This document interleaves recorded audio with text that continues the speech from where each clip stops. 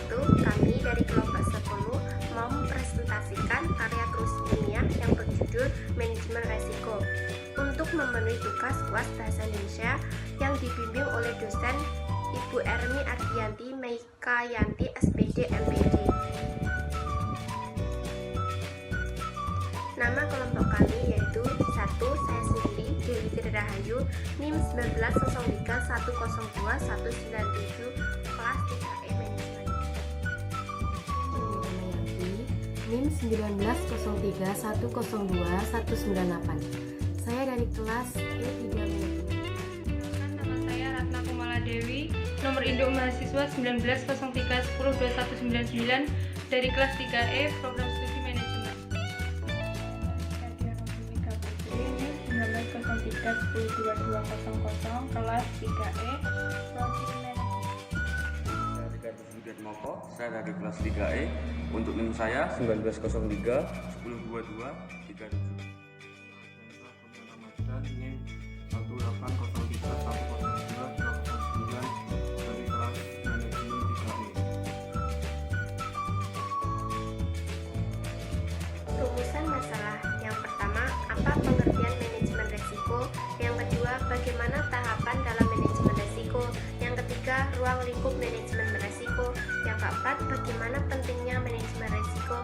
Dan yang kelima, bagaimana pengolahan resiko? Tujuan pelaksanaan manajemen resiko haruslah menjadi bagian integral dari pelaksanaan sistem manajemen perusahaan organisasi.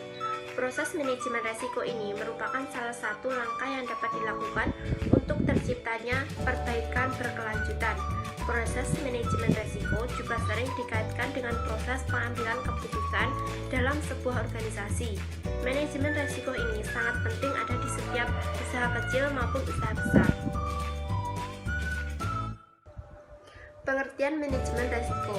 Manajemen resiko adalah suatu pendekatan terstruktur atau metodologi dalam pengolahan ketidakpastian yang berkaitan dengan ancaman suatu rangkaian aktivitas manusia termasuk penilaian resiko, pengembangan strategi untuk mengelolanya, dan migrasi resiko dengan menggunakan pemberdayaan atau pengolahan sumber daya.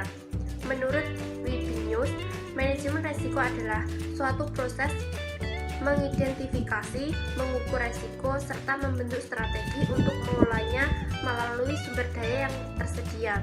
Strategi yang dapat digunakan antara lain mentransfer resiko pada pihak lain, menghindari resiko, mengurangi efek buruk dari resiko, dan menerima sebagian maupun seluruh konsekuensi dari resiko tertentu.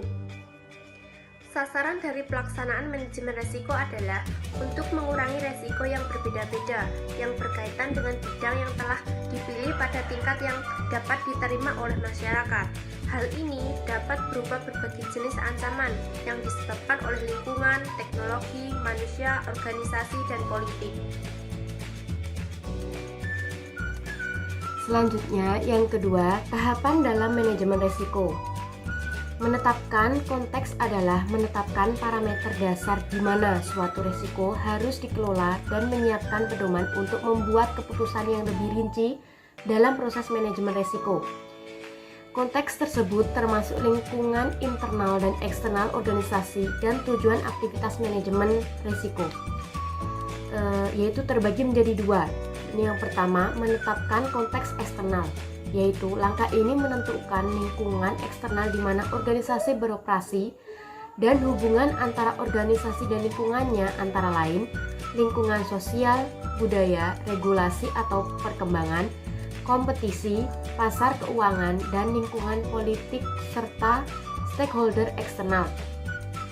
Yang kedua, menetapkan konteks internal, yaitu sebelum aktivitas manajemen risiko di setiap level dimulai, maka perlu memahami suatu organisasi, antara lain meliputi 1. Struktur, 2. Kapabilitas, sumber daya seperti manusia, sistem, proses modal. Dan yang ketiga, target dan sasaran serta strategi untuk mencapainya. Selanjutnya, ruang lingkup manajemen resiko. A. Penentuan konteks kegiatan yang akan dikelola, resikonya menetapkan strategi. kebijakan organisasi, dan ruang lingkup manajemen risiko yang akan dilakukan. B. Identifikasi risiko, mengidentifikasi apa, mengapa, dan bagaimana faktor-faktor yang mempengaruhi terjadinya risiko untuk analisis lebih lanjut. Dilakukan dengan menentukan tingkat probabilitas dan konsekuensi yang akan terjadi.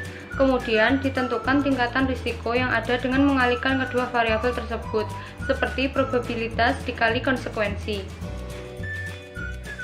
C. Evaluasi risiko. Evaluasi risiko adalah membandingkan tingkat risiko yang telah dihitung pada tahapan analisis risiko dengan kriteria standar yang digunakan. D.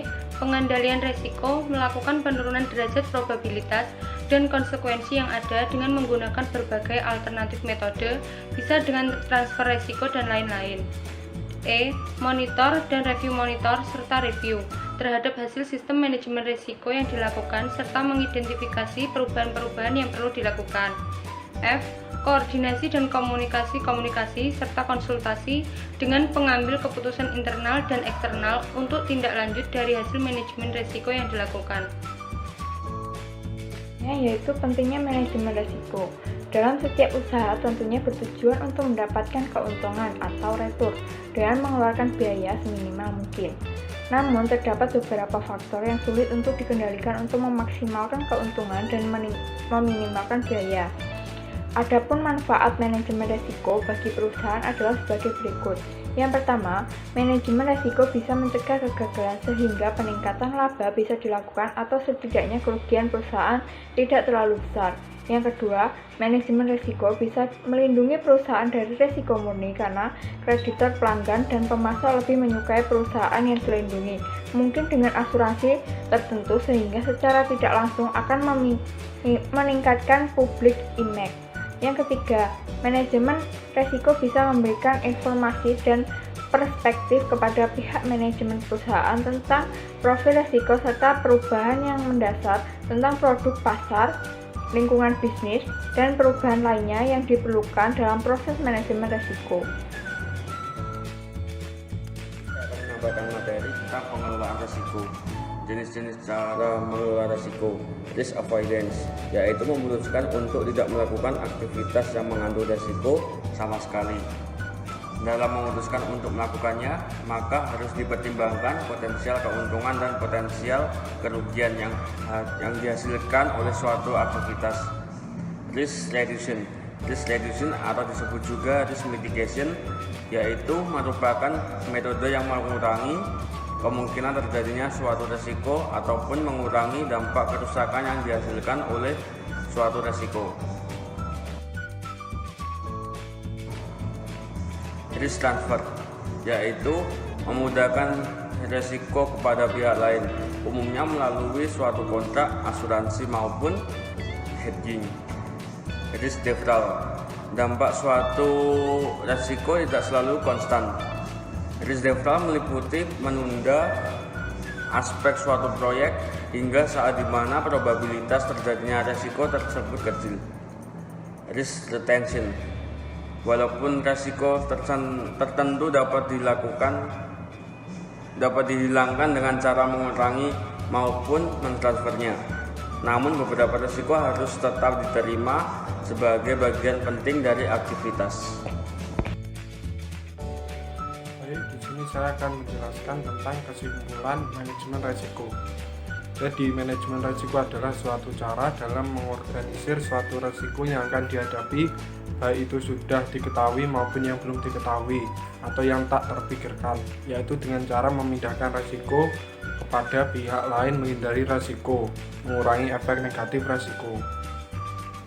Manajemen risiko tidak semata berlaku di sektor bisnis, namun semakin mendesak untuk diaplikasikan di sektor publik.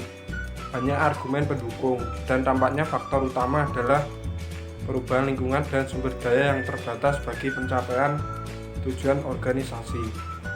Risiko memiliki berbagai definisi dan berkaitan dengan kemungkinan kejadian atau keadaan yang dapat mengancam pencapaian tujuan dan sasaran organisasi.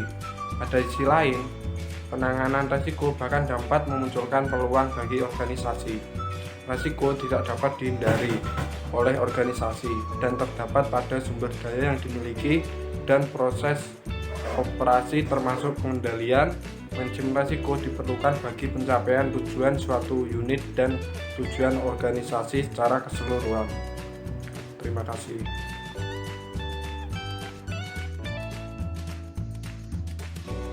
Baik, sekian presentasi dari kelompok kami.